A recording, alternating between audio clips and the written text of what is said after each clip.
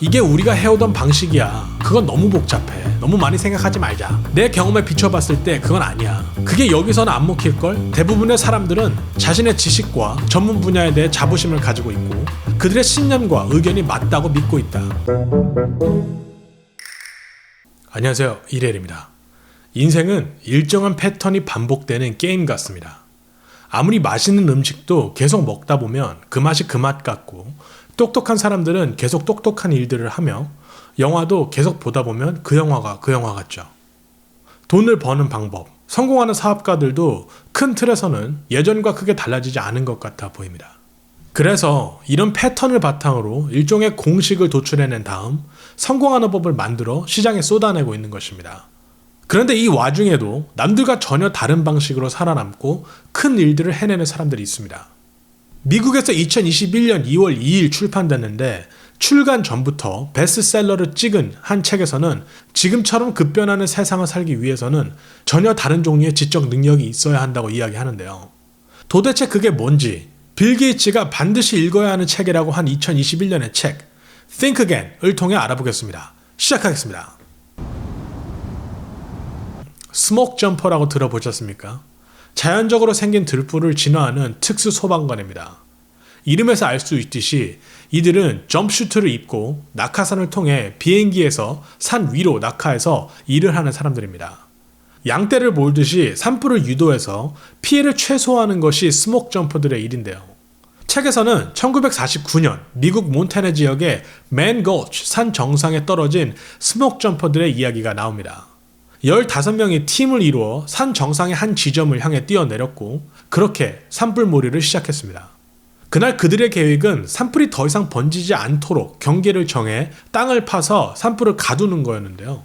400m 정도를 걸어왔는데 팀에서 주임을 맡았던 wägoner Dodge가 전방에 보이는 협곡에서 불이 나와 팀이 있는 곳으로 무섭게 번져오는 것을 발견합니다.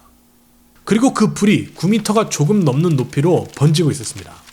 이 기세로는 1분도 안 돼서 축구장 2개의 사이즈만큼의 면적으로 불이 번지는 상황이었습니다.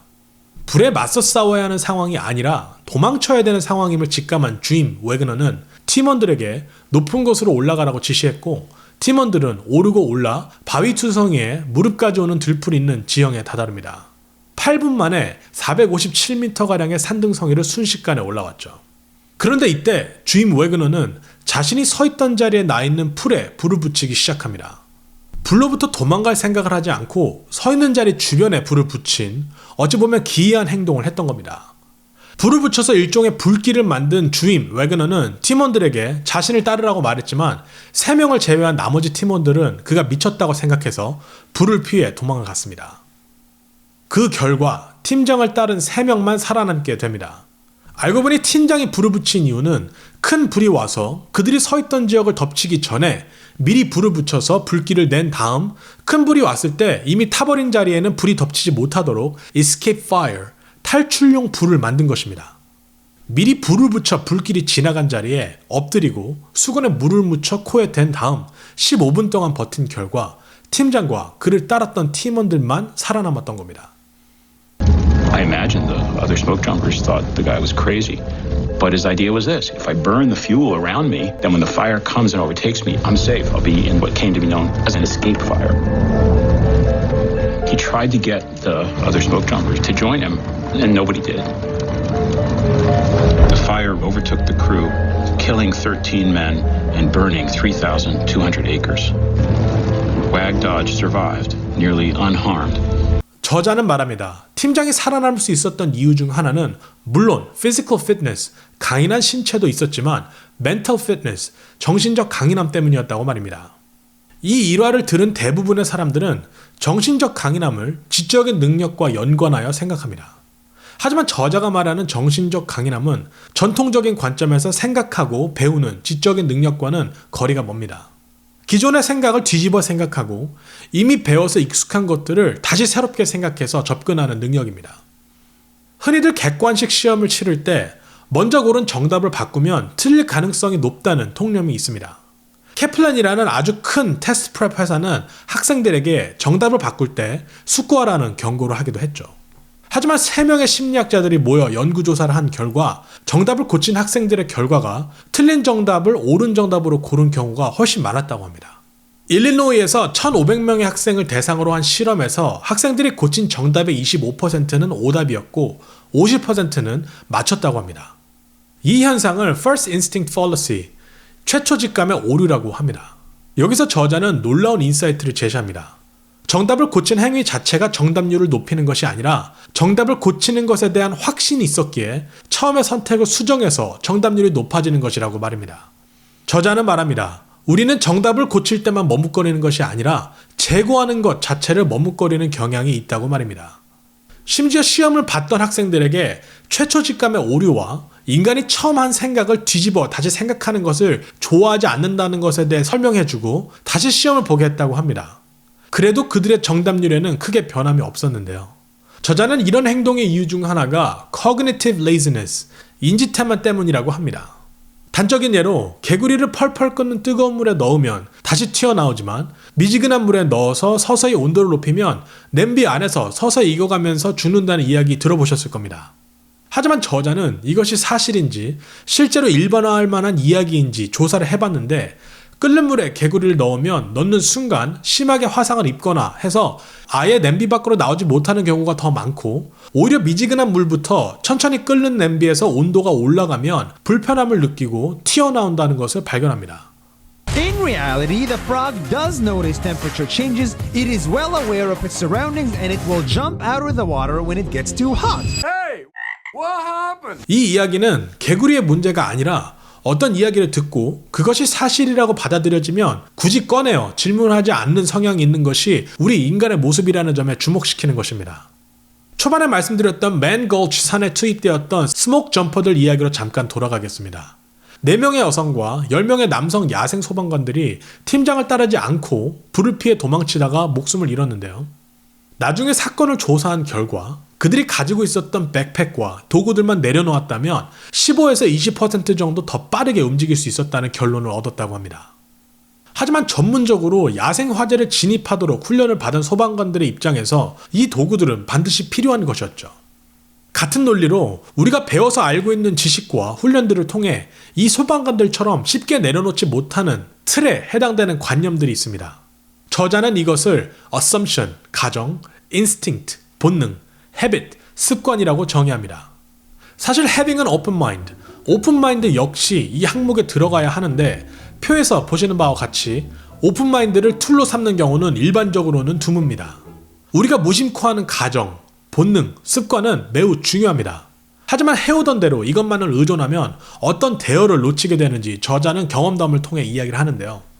하버드 학생들이 초창기에 쓰던 온라인 소셜 네트워크가 있었습니다.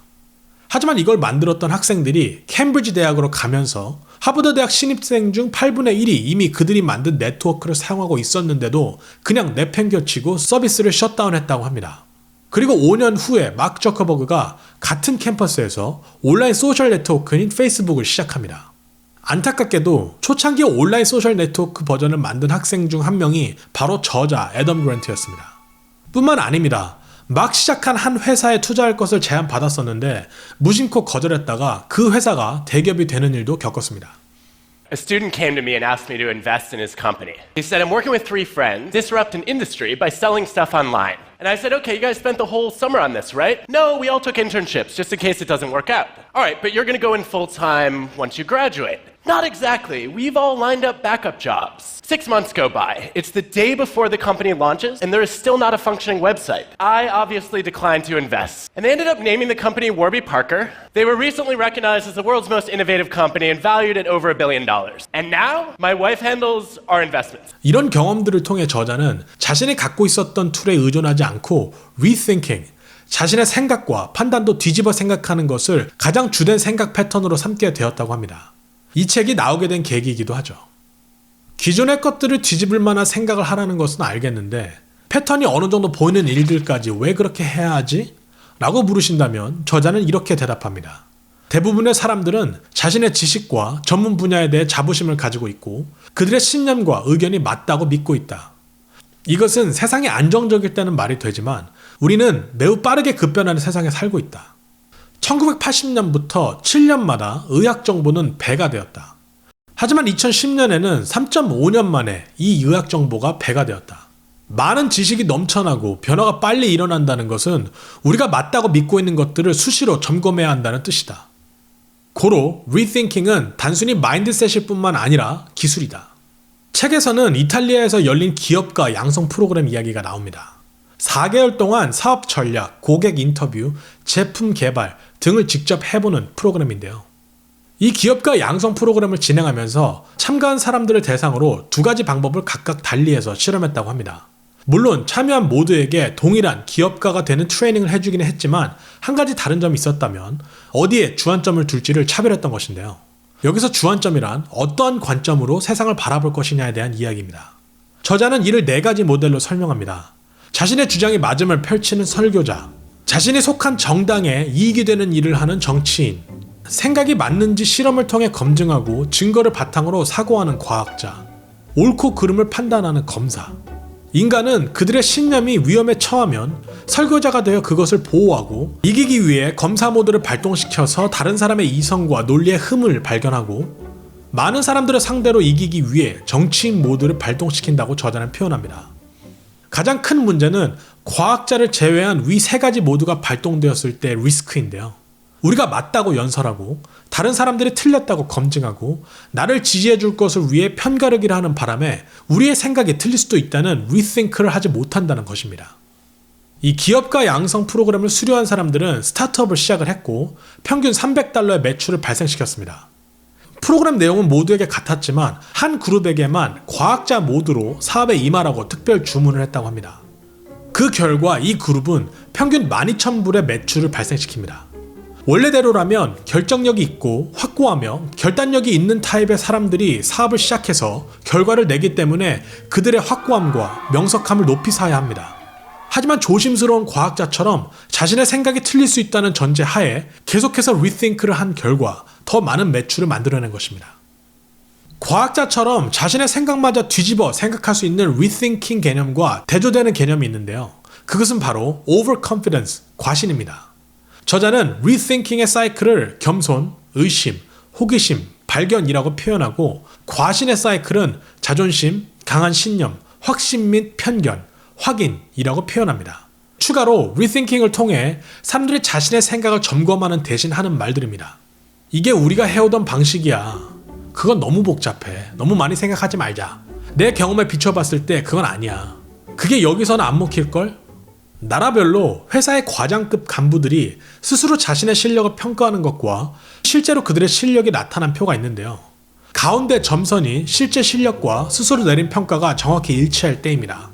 보시면 정도의 차이는 있지만 대부분 국가에서 자신을 평가할 때 스스로 높게 평가하는 경향이 있음을 알 수 있습니다. 더닝크루거 효과에 대해 알고 계실 겁니다. 제가 지난 영상에서 다루기도 했는데요. 실력이 낮은 사람일수록 자신의 능력을 과대평가한다는 인지 편향에 대한 내용입니다. 이 효과와 관련해서 저자가 했던 뼈 때리는 말이 있습니다. 더닝크루거 클럽의 첫 번째 규칙은 바로 당신이 더닝크루거 클럽의 멤버라는 것을 모른다는 것이다. 여기까지 영상을 보셨다면 rethink가 단순한 개념이 아니라 앞으로 살아남기 위한 스킬이며 또 마인드셋이라는 것을 이해하셨을 텐데요. 어쩌면 생존을 위해 반드시 필요한 지혜라고 간단히 정리할 수 있을지 모르겠습니다. 저자는 지혜에 대하여 여러 가지 말을 하지만 그중 대표적인 2가지를 말씀드리겠습니다. 지혜란 자신의 가장 소중한 툴과 스스로의 정체성에 있어 가장 소중한 부분을 언제 버릴지 아는 것이다. 지식이 힘이라면 모르는 것을 아는 것은 지혜다. 책에서는 rethink를 나 자신, 관계, 단체에 적용하는 법에 대해 자세히 말하는데요. 30개의 항목 중 몇 가지만 골라 말씀드리겠습니다. 첫 번째, 자신의 정체성을 의견으로 보지 말고 실제 가치로 봐라. 호기심, 배움, 유연함, 지식 탐구를 가치 있게 여기는 사람이 되어라. 두 번째, 당신의 관점과 반대되는 정보를 찾아라. 이것을 가장 쉽게 하는 방법은 자꾸 생각하게 만드는 사람 주변에 있는 것이다. 세 번째, 자신의 능력이 의심되면 그 상황을 성장의 기회로 재해석하라. 당신이 모른다는 것을 아는 것이 전문가가 되는 첫걸음이다. 네 번째, 틀리는 것에 대해 기뻐해라. 실수를 했다면 뭔가 새로운 것을 발견했다고 여겨라. 자기 자신을 비웃는 것에 대해 두려워하지 말아라. 다섯 번째, 건설적인 갈등을 부끄러워하지 말라. 누군가 당신의 의견에 동의하지 않는다고 해서 당신을 싫어한다는 뜻이 아니다. 6번째, 얼마나 많은 사람들이 그 의견을 따르는지 물어보라. 우리의 의견, 편견은 대부분 임의적이다. 다시 말해, 확실한 데이터나 충분한 숙고 끝에 형성된 것이 아니라는 것이다. 7번째, 감정의 범위를 넓혀라. 좌절이나 분개를 대화 중에 제거할 필요가 없다. 다만 더 넓은 폭의 감정들과 잘 섞이도록 해야 한다. 8번째, 10년 계획을 하라. 작년에 흥미로웠던 것이 올해는 지루할 수도 있고 어제 혼동스러웠던 것이 내일 나를 흥분하게 할 수도 있다. 열정은 개발되는 것이지 어쩌다 찾아지는 것이 아니다.